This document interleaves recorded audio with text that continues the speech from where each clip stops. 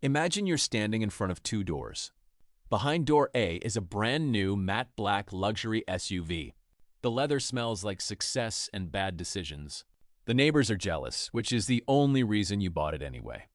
But the moment you drive it off the lot, you are trapped. That car owns you. Every month, it eats your time, your energy, and your future, one overpriced oil change at a time. Behind door B is nothing. Just a boring digital bank account with a few $1,000s in it. No status, no ego, no new car scent. But that money is actually a small army of silent soldiers. While you sleep, they are out there fighting to buy your freedom. Door A is a cage that looks like a trophy. Door B is a key that looks like a spreadsheet. Most people pick door A because we've been programmed to want to look rich. But the math of freedom says you pick door B so you can actually be rich. The problem is, nobody taught us the order of operations. If you do the right things in the wrong order, you still lose. It's like putting on your shoes before your pants. You'll get there eventually, but you're going to look like an idiot doing it. Today, I'm giving you the master blueprint. The smartest order to invest every single dollar that hits your account. Forget the 9-to-5 grind. Let's talk about how you achieve escape velocity. Meet John and Peter. They both make the exact same salary, $4,000 a month. Peter is the consumer. Peter lives for the weekend. As soon as the paycheck hits, the money leaks out faster than a screen door on a submarine. $800 for a car payment. $300 for subscriptions he doesn't even watch. He's literally paying for Netflix, Hulu, and Disney Plus just to stare at the ceiling and scroll on his phone. $500 for dining out because he's too tired from work to boil water? Peter thinks he's doing okay because he's paying his bills. But Peter is running on a treadmill that never stops. If he stops running, his entire lifestyle collapses like a house of cards in a hurricane. Then there's John, the investor. John lives in a smaller apartment. John drives a car that's already paid for. It has a cassette player, and the air conditioning is more of a suggestion than a feature. But John has a secret. John understands that every dollar is a seed. If you eat the seed today, you're full for an hour. If you plant the seed, you eventually get a forest that feeds you for life. 5 years later, Peter is stressed. Inflation went up, his car broke down, and his status is currently sitting in a mechanic's shop. He's one bad week away from total disaster. John? John just quit his job.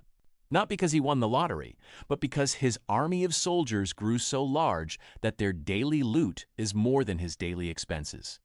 John reached the math of freedom. Peter is still paying off a car that's losing value while he reads this. Which one are you currently building? Let's talk about the invisible math that keeps you poor. Most people think investing is about being a wolf of Wall Street and screaming into a telephone. It's not. It's about understanding assets versus liabilities. Think of an asset like a tree. You plant it, you water it, and eventually it grows fruit. You can eat the fruit without cutting down the tree. That's passive income. Think of a liability like a termite. It looks like part of the house, but it is slowly eating the foundation. That 0% down couch? Termite. The credit card balance from that vacation you don't even remember? Termite. If your life is full of termites, don't be surprised when the roof falls in. To win, you need to reach escape velocity. In physics, escape velocity is the speed a rocket needs to break free from a planet's gravity. In finance, your planet is your expenses. Gravity is inflation and taxes. Your rocket is your investments. If your investments don't grow faster than your expenses, you stay grounded forever, staring at the stars from the parking lot of a strip mall. Why do most people fail to launch? Because they are trying to carry too much luggage. Every subscription, every financed gadget, every small monthly payment is a pound of lead on your rocket. If you want to go high, you have to travel light. You don't need a golden rocket. You just need one that actually flies. How do we build that rocket? With compound interest.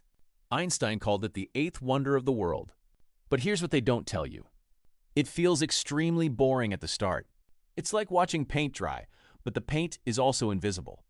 In the first few years, it looks like nothing is happening. You're watering the dirt and seeing no green. But then something snaps. The math goes vertical. Suddenly, your money starts making money. Then that money starts making money. Eventually, the money is having its own parties, and you're just invited to collect the cover charge. Are you willing to be boring for 3 years so you can be free for 30? Now, let's break down the actual roadmap. The exact sequence of moves to move from being owned by the system to owning your time. Step 1. The Disaster Shield. Before you buy a single stock, you need a starter emergency fund. $1,000 to $2,000. This isn't an investment. It's insurance against your own life. When the tire pops or the fridge dies, you don't use a credit card. You don't pay the bank 20% for the privilege of being stressed. You use the shield. You stop the bleeding before it starts.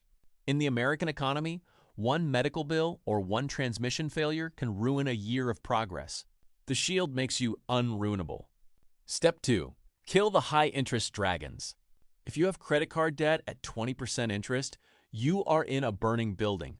Stop looking at the wallpaper and get out. There is no investment on earth that safely pays 20%. Paying off that debt is a guaranteed 20% return on your money. Every dollar you pay toward that balance is a soldier you've rescued from the enemy's camp. You cannot fly a rocket that is tethered to the ground by high-interest debt. Cut the cables. Kill the dragons. Step 3. The employer gift. If your job offers a 401k or pension match, take it. If they match 5%, that is a 100% return on your money instantly. It is literally free money left on the table. Don't be the person who walks past a $100 bill on the sidewalk because they're too busy.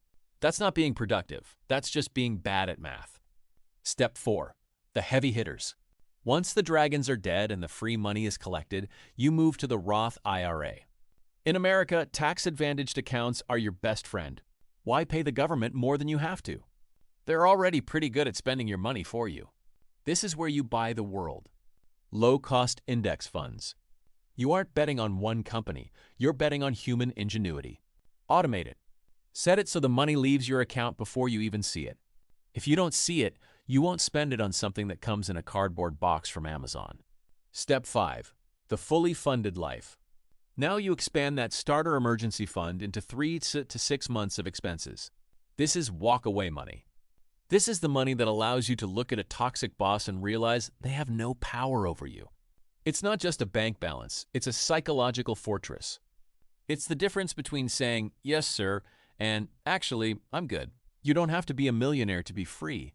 You just need your assets to be bigger than your lifestyle. This is the moment you stop working for money, and money starts working for you. I know that right now, looking at these steps might feel overwhelming. If you're sitting there looking at a mountain of debt, or you're wondering how you'll ever find an extra $50 to invest when the cost of everything keeps climbing, I hear you. The system is designed to make you feel like you're already too far behind to start. But remember, John didn't build his forest overnight. He started by planting one single seed while everyone else was busy eating theirs.